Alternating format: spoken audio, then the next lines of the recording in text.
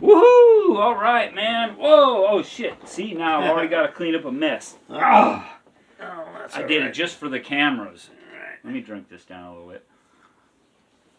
So hey everybody, you're kicking back with Sagafoo, and have I got a surprise for you? I've got Blaine from Toe Tag, the Accused AD, and the Accused right here. In West Seattle. Yeah, to talk to him. And you probably know, if you know me, that I'm kind of a super fan. At least I've been a fan for a long time. And my first concert was the Accused. So anyways, the main question I had for Blaine, which he was so obliging with, and I appreciate it, was I asked him about, like, could you tell me every release you played on so I can seek him out as a collector? So that's what this is. That just happened. Yeah. I've never been asked to pull them all out. Wow. So I think I don't have... I asked him to pull it out.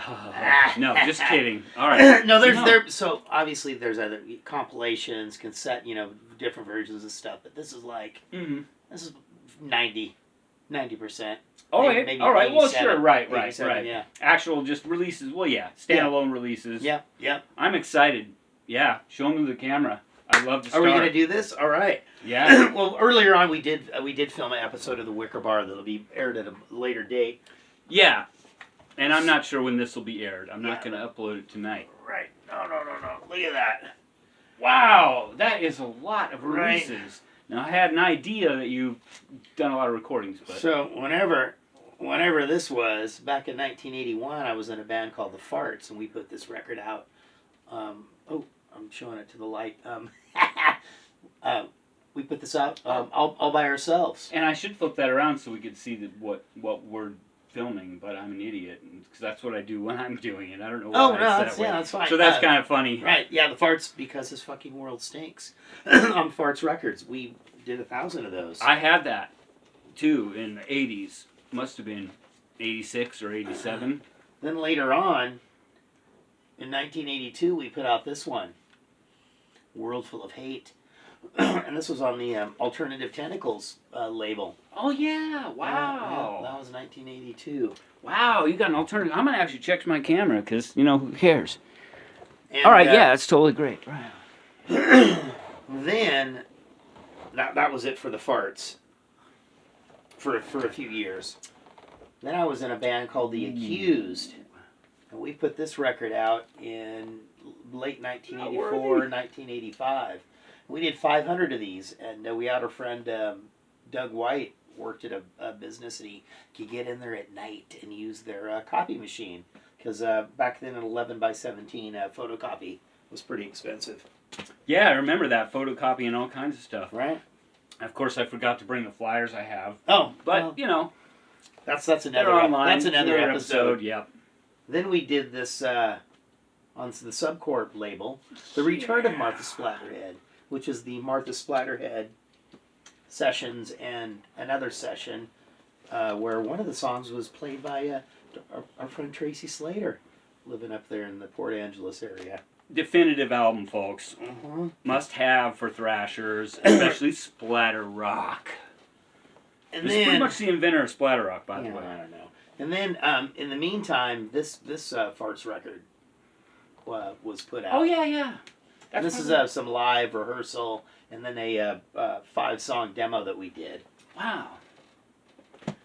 I don't even know I've heard that one, but I remember buying that one now, so I must have. Then we did this record, The Return of Martha Splatterhead. On the Combat Relativity label, and the great S. Clay Wilson did the cover. Did the cover for that. More Fun Than an Open Casket Funeral. The title of that LP was coined by Todd Thermo Ferkenstad. And then this one, I don't know where my original version of Mad Stories is, but it's in there somewhere. Then we did this one on the Combat Relativity label. Yeah, that's really good too. I remember when that came out, and that was like explosive thrash. Recorded by Terry Date, and we had really guest musical appearances by Sir Mix-a-Lot, Kurt Vanderhoof of Metal Church, and Doug White from the Sinister Six. Wow, that's incredible. Then we got kicked off of Combat Then we did this record on the Empty Records, Musical Tragedies, artwork by the great Casey Angel, right there. I remember This that had some too. live stuff, and on one side was a demo that we had done at that point in time. Did you put audience sounds in your live stuff, or did you just kind of leave that out? Because I don't remember that being live, but a couple of things you mentioned as live didn't sound. I think some of the songs on this are live. I might be Cool. wrong. Yeah, no, just curious. Then. Oh yeah, we're coming to another milestone here. Oh wait. Then we did this one. This was I didn't see the that Accused Morpheus know. split. And the interesting thing about this is back then, two different cover variations. Bands, you could sell like 2,000 of these. It's crazy. Then we got on the Nasty Mix record label, and we did this record called Grinning Like an Undertaker. And they did not use the original artwork that we gave them to use for the cover. Oh, really? And they did this without permission of Jeff Gaither. Interesting. So yeah, they kind of did that, blew up just a part of a piece of art. It did seem a little unusual at the time, the artwork actually. Right. And interesting, that's good. Jeff trivia. Gaither was not very happy about that. Ooh, oh no, well, oh, there it is. Then we did this one, another one on the Nasty Mix label. This was called Straight Razor. This was an EP, definitely live stuff on this one. Some of it from a European tour that we did. I bought that for sure.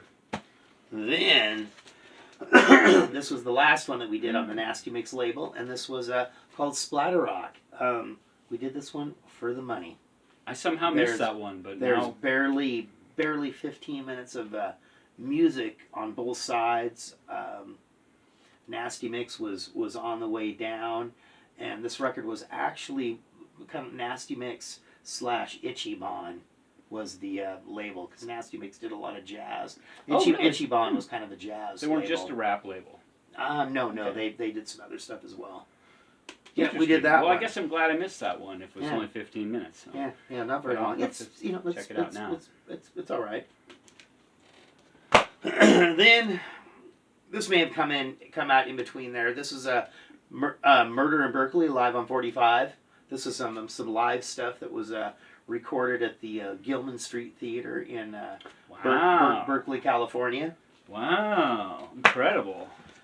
And then here's another little one-off thing, and this was the Paint It Red. This is where we're doing Paint It Black by the Rolling Stones. Oh, wow, I've never seen that side. before. I'm going to, of course, unprofessionally check and make sure everything is recording still. Okay, and good, there's all a right. couple other covers. I think the cover that we did of Neat Neat Neat is on here, and then there's some satanic telephone calls. Then we got, actually in between there, by Black Nasty, we're missing some things here. Then we did this thing. We got the Accused back in, I don't know, 2002 or something like that. And we put out this record in 2004. We stopped playing with that one guy after that. Shit happens. What are you going to do? Right. No, that's right. So, yep, that was done. Oh, interesting. But I forgot that actually these farts things actually came out right before that. This is one that we did. We interesting. we recorded a bunch of songs. Did that one. I never saw Another that. one. Alternative Tentacles label. The Farts NWTO 7-inch. Whew. Yeah, I may have to make a quick cut. I just want to check because I was an idiot and of course said it so Right. we can't see if it's fucking filming. Okay. So I'm like an idiot. Super smart. Looks like it's all good, but